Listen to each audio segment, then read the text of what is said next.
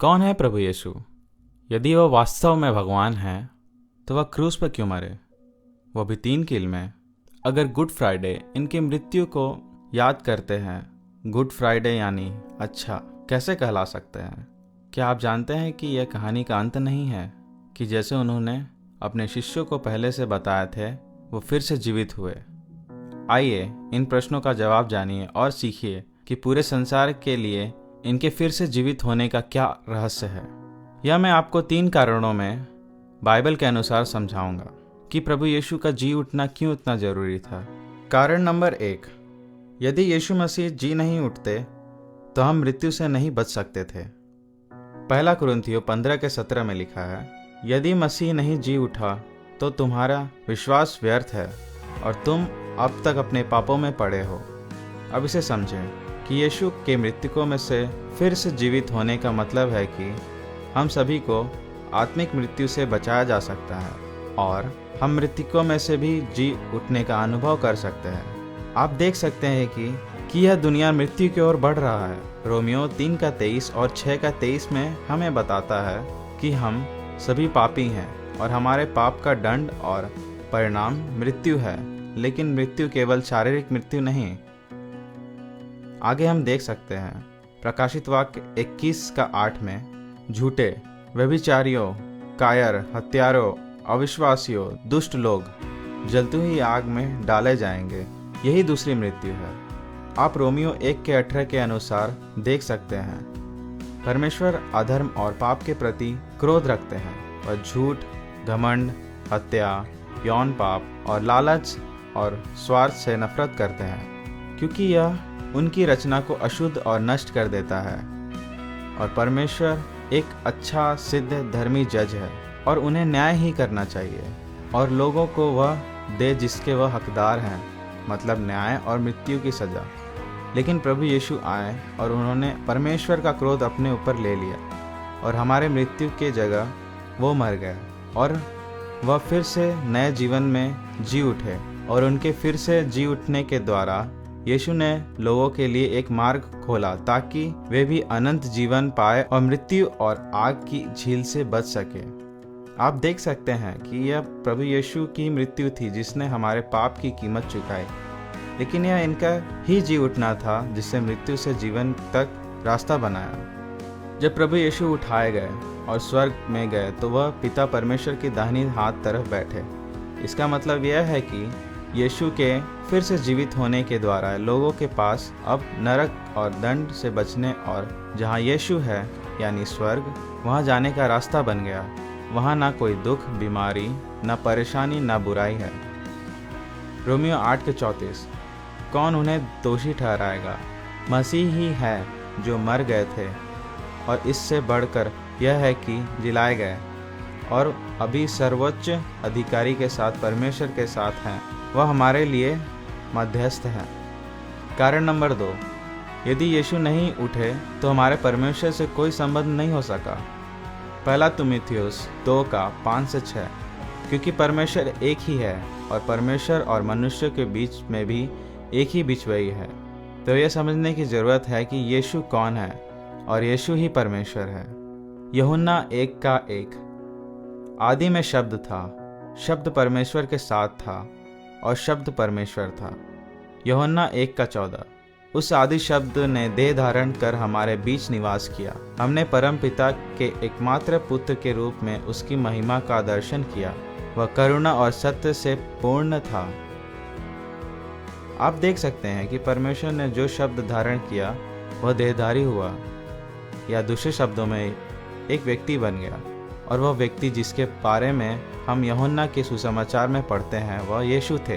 प्रभु यीशु खुद अपने आप को परमेश्वर कहला रहे थे क्योंकि वह धर्मशास्त्रीय लोगों से कहें, यूहन्ना 10:30 में, मेरा पिता और मैं एक हैं।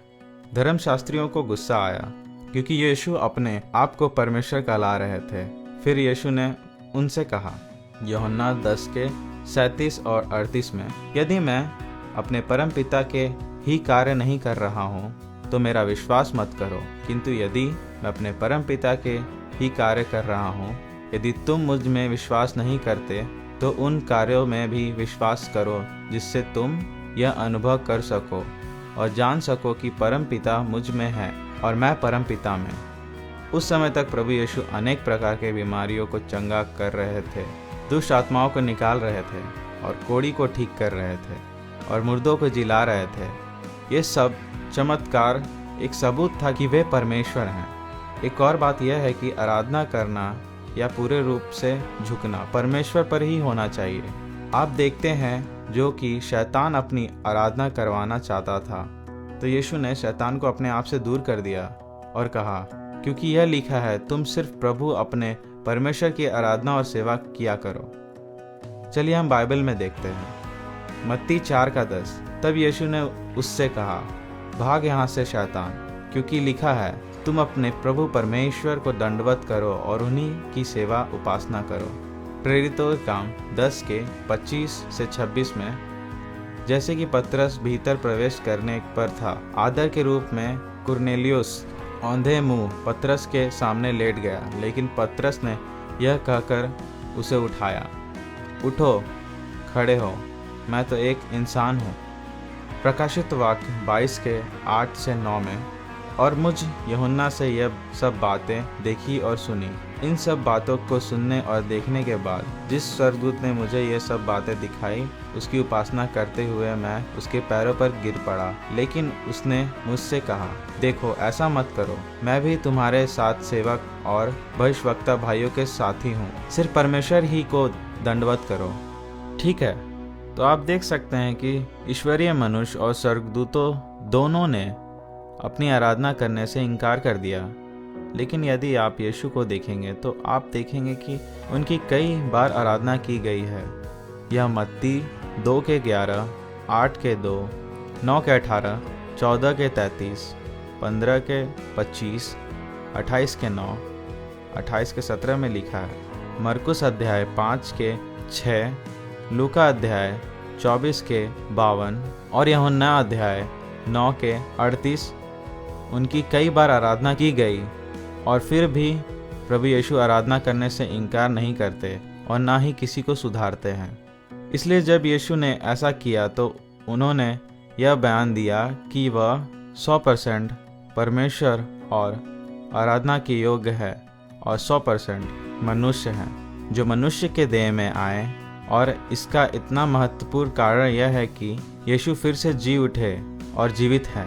वह अकेले ही है जो रास्ता बने, जो परमेश्वर और मनुष्य को जोड़े, क्योंकि वह परमेश्वर और मनुष्य दोनों हैं। दूसरे शब्दों में कहें तो हमारे पास परमेश्वर और उनके प्रेम, दया और अनुग्रह तक पहुंच है, क्योंकि प्रभु यीशु ने अपनी मृत्यु और जी उठने के द्वारा पवित्र परमेश्वर और पापी मनुष्य के बीच संबंध को जोड़े हैं।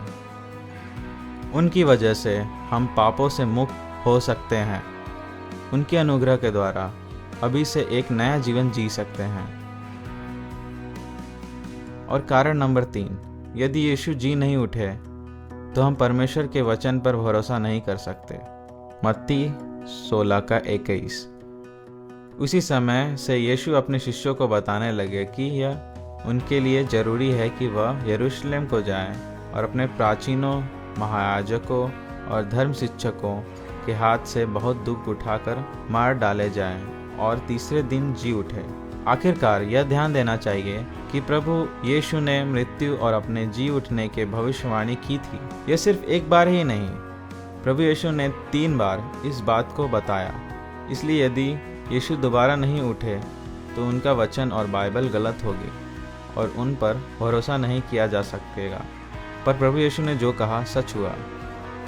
देखिए, हम जब ऐसे भाग पढ़ते हैं जो मृत्यु के बाद अनंत जीवन और आशा का वादा करते हैं, तो हम केवल उन बातों पर भरोसा कर सकते हैं, क्योंकि परमेश्वर ने अपने वचन में जो कुछ भी कहे हैं वह सब साबित हुआ है। यीशु ने अपनी मृत्यु और फिर जी उठने की भविष्यवाणी की थी और ऐसा ही हुआ। बात यह है कि यीशु पुनर्जीवित होने के असंभव कार्य को पूरा करने में योग्य थे।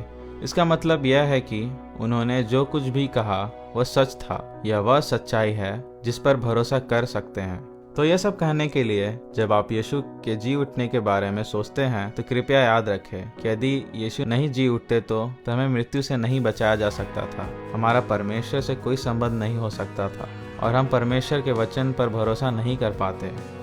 दोस्तों, यह बात कि यीशु फिर से जी उठे, इसलिए यह धन्यवादित और बहुत खुशी का समय है। 1 कुरिन्थियों 15:55। हे मौत, तुम्हारी जीत कहाँ है? हे मौत, तुम्हारा डंक कहाँ है? मौत का डंक तो अपराध है और अपराध की ताकत व्यवस्था है, लेकिन परमेश्वर का धन्यवाद हो जो हमें प्रभु यीशु मसीह के द्वारा जीवित करते हैं। अगर आप भी पापों के बंधन से मुक्त होना चाहते हैं, जिससे आपका रिश्ता परमेश्वर से जुड़ जाए, तो आप अपने पापों और बुराइयों से मन फिराए और ये विश्वास करें कि प्रभु यीशु ने आपके पापों की सजा अपने ऊपर ले लिए और मर गए और फिर से जी उठे ताकि आप भी उनके साथ अभी से एक नया जीवन जी सके। प्रभु यीशु को पुकारिए और उनके महान प्रेम को जानिए। यीशु आपसे प्रेम करते हैं।